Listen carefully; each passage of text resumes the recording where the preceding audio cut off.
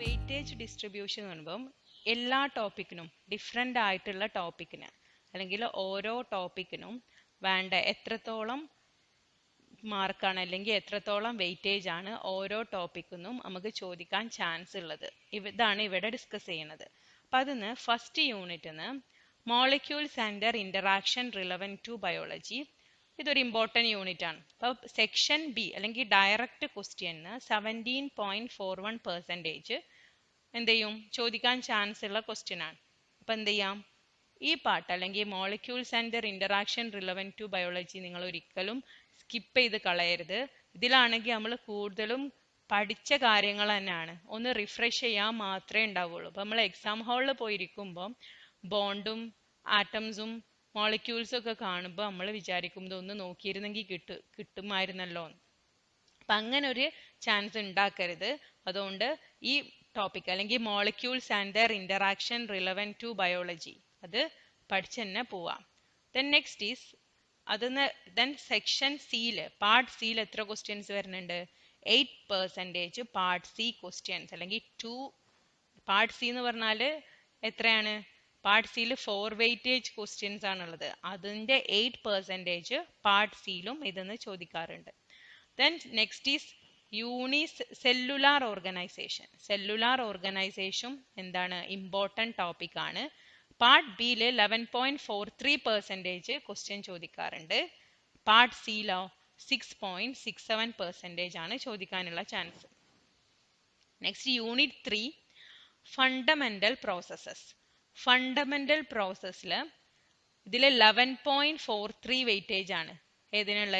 Section bin 11.43% ചോദിക്കും. 8% part C ക്വസ്റ്റ്യൻസും. Next is cell communication and signaling. It is quite important topic, not to skip this topic. 14.29% from part B and 14% from part C also. 14% part C എന്ന് ചോദിക്കുക എന്ന് പറഞ്ഞാൽ കുറച്ച് കൂടുതലുണ്ട്. അപ്പോൾ part C questions അപ്പോൾ നിങ്ങൾ മനസ്സിലാക്കുക, cell communication and cell signalling എന്ന് അപ്ലിക്കേഷൻ ലെവലിൽ ക്വസ്റ്റ്യൻസ് പാർട്ട് സി എന്ന് അല്ലെങ്കിൽ 14% ചോദിക്കാനുള്ള ചാൻസ് ഉണ്ട്. അതുകൊണ്ട് തന്നെ do not skip this unit. Next is developmental biology, mother of all units അല്ലെങ്കിൽ ഏറ്റവും കൂടുതൽ ചാൻസ് പോസിബിലിറ്റി ഉള്ള ടോപ്പിക് ആണ് ഡെവലപ്മെന്റൽ ബയോളജി. അപ്പം നമ്മൾ കൂടുതൽ ആൾക്കാരും ഈ ഡെവലപ്മെന്റൽ ബയോളജി പഠിച്ചിട്ടുണ്ടാവില്ല. അപ്പം ഇവർക്ക് എല്ലാവർക്കും ഒരു ബുദ്ധിമുട്ടായിരിക്കും ഇത് ഫോളോ ചെയ്യാൻ. അപ്പം അതുകൊണ്ട് ഇതൊരിക്കലും സ്കിപ്പ് ചെയ്യരുത്. ഗ്രേറ്റസ്റ്റ് വെയിറ്റേജ് ഉള്ള ടോപ്പിക് ആണ്. 17.41 in part B and 10.67% in part C. അതുകൊണ്ട് ഒരിക്കലും ഇത് സ്കിപ്പ് ചെയ്യരുത്. നെക്സ്റ്റ് ഈസ് സിസ്റ്റം ഫിസിയോളജി, പ്ലാന്റിന്റെ സിസ്റ്റം ഫിസിയോളജി. ഇതും ഇമ്പോർട്ടൻറ്റ് ടോപ്പിക് ആണ്. പക്ഷെ ഇത് എളുപ്പമാണ് പഠിക്കാൻ. ഡിഫറെൻറ്റ് പ്ലാന്റ് ഹോർമോൺസ്, ആ ഹോർമോൺസിന്റെ ക്യാരക്ടേഴ്സ് ഒക്കെ തന്നെ കാര്യമായിട്ട് നോക്കി വെച്ചാൽ മതി. പിന്നെ അതിൻ്റെ ചില പാത്വേസുകൾ ഉണ്ട്. സിഗ്നലിംഗ് പാത്വേ അത് മാത്രമേ ഉണ്ടാവുള്ളൂ. ആ സിഗ്നലിംഗ് പാത്വേയിൽ എന്ത് സിഗ്നലാണ്, ഓരോ സിഗ്നലിന്റെ പേരുകളുണ്ട്, അതൊക്കെയാണ് ഇമ്പോർട്ടൻ്റ് ആയിട്ടുള്ളത്. അതിന്ന് 14.29% സെക്ഷൻ ബിയിലും 6.67% പാർട്ട് സിന്നും ചോദിക്കാൻ ചാൻസ് ഉണ്ട്.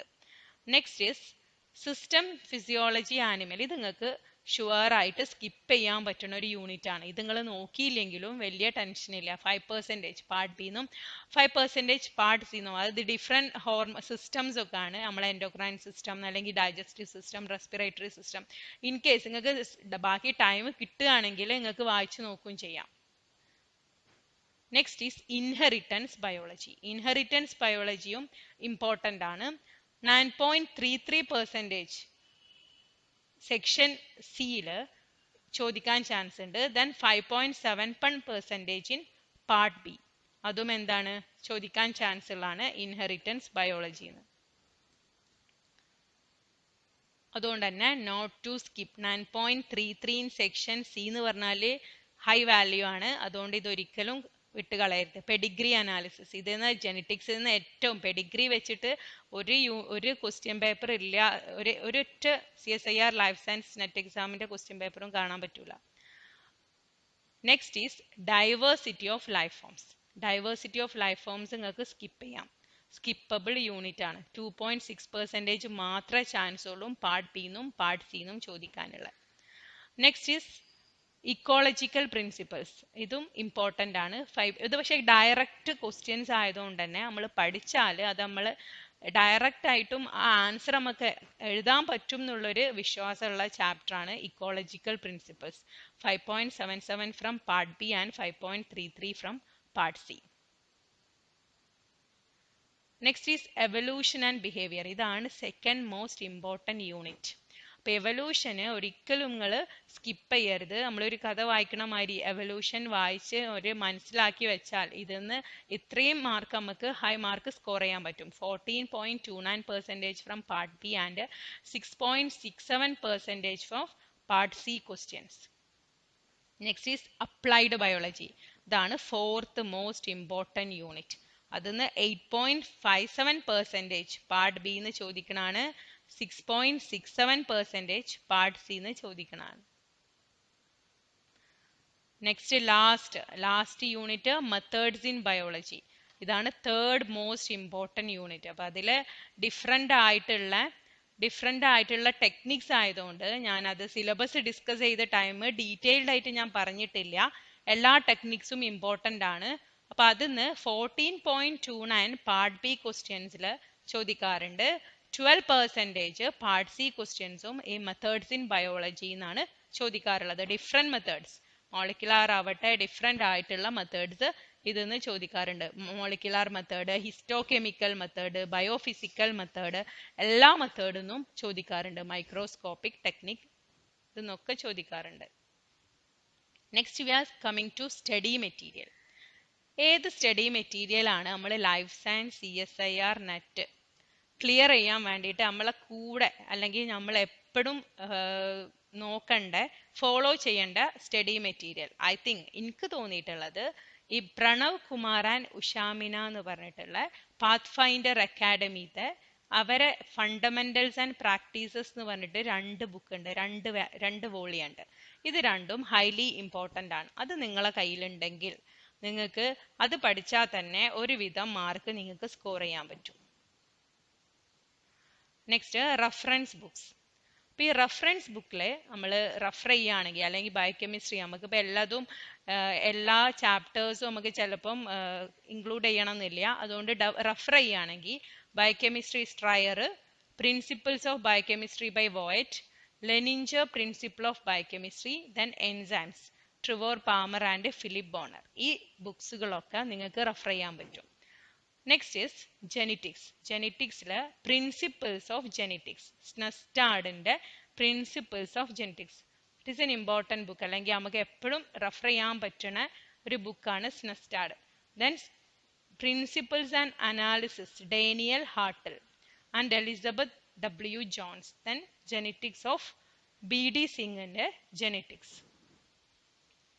Next is cell and molecular biology, Cooper. Cell and molecular biology, Karp. This Gerald കാർപ്പിൻ്റെ സെൽ ആൻഡ് മോളിക്കുലാർ ബയോളജി നിങ്ങളെല്ലാവരും ഒരു ഓൺ ടെസ്റ്റ് വാങ്ങി വെക്കുകയാണെങ്കിൽ ഹൈലി ഇമ്പോർട്ടൻ്റ് ആണ്. അത് നമ്മൾ സെൽ കമ്മ്യൂണിക്കേഷൻ ആൻഡ് സിഗ്നലിംഗ് ആണെങ്കിലും എല്ലാ ചാപ്റ്റേഴ്സ് ആണെങ്കിലും ഇതിൽ നല്ല ഡീറ്റെയിൽഡ് ആയിട്ട് നമുക്ക് മനസ്സിലാവുന്ന രീതിയിൽ തന്നെ കൊടുത്തിട്ടുണ്ട്. അപ്പോൾ എല്ലാവരും ശ്രദ്ധിക്കുക, നിങ്ങളൊന്ന് ഈ cell and molecular biology by Gerald Karp ഒന്ന് ഓൺ കോപ്പി വാങ്ങി വെക്കുകയാണെങ്കിൽ it is quite useful to you. Then third is molecular biology of cell by Bruce Albert, molecular cell biology by Lodish, molecular biology of gene by James D. Watson. Next is immunology. Immunology ക്യൂബിൻ്റെ immunological test ആണ് ഏറ്റവും useful ആയിട്ടുള്ളത്. Then we can also refer essential immunology by Ivanem Roit.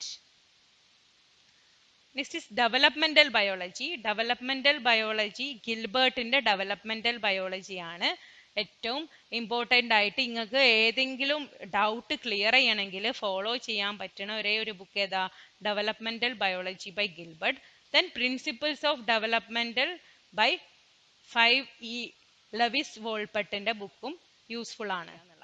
അപ്പോൾ ഈ plant ഫിസിയോളജിയിൽ നമ്മൾ book ചെയ്യുന്ന refer ചെയ്യുന്ന ബുക്കാണ് Lincoln Taiz and എജുറാർജോ സൈഗറിന്റെ ബുക്ക്. Then plant physiology by Ross and Salisbury അതും can refer.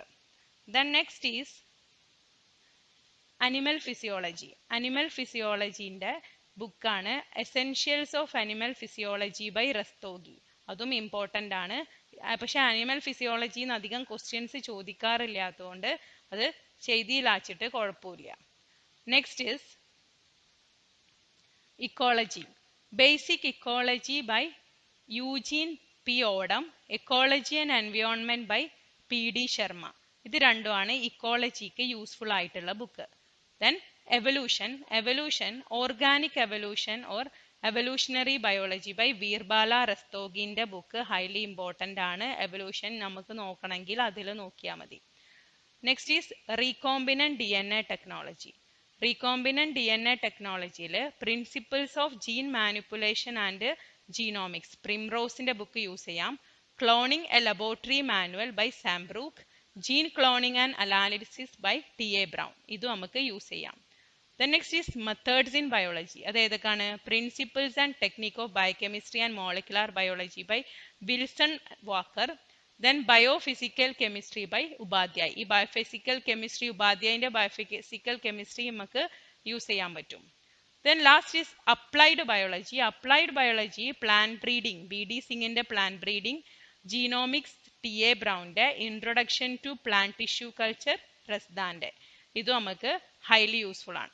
അപ്പം ഇപ്പം എല്ലാത്തിനെ പറ്റിയും അല്ലെങ്കിൽ സിലബസിനെ കുറിച്ചും ബുക്ക് ഏതാണ് അല്ലെങ്കിൽ ഏത് വെയിറ്റേജ് ഡിസ്ട്രിബ്യൂഷനെ കുറിച്ചും അല്ലെങ്കിൽ ഏത് റെഫർ ചെയ്യേണ്ട സ്റ്റഡി മെറ്റീരിയലിനെ കുറിച്ചും ബുക്സിനെ കുറിച്ചൊക്കെ പറഞ്ഞ് അപ്പം നിങ്ങൾക്ക് എല്ലാവർക്കും ഒരു ഐഡിയ ഇതിനെക്കുറിച്ച് ലൈഫ് സയൻസിൻ്റെ CSIR ലൈഫ് സയൻസിൻ്റെ കുറിച്ചൊരു ക്ലിയർ ഐഡിയ കിട്ടിയെന്ന് ഞാൻ വിചാരിക്കുന്നു. Thank you all for listening me patiently.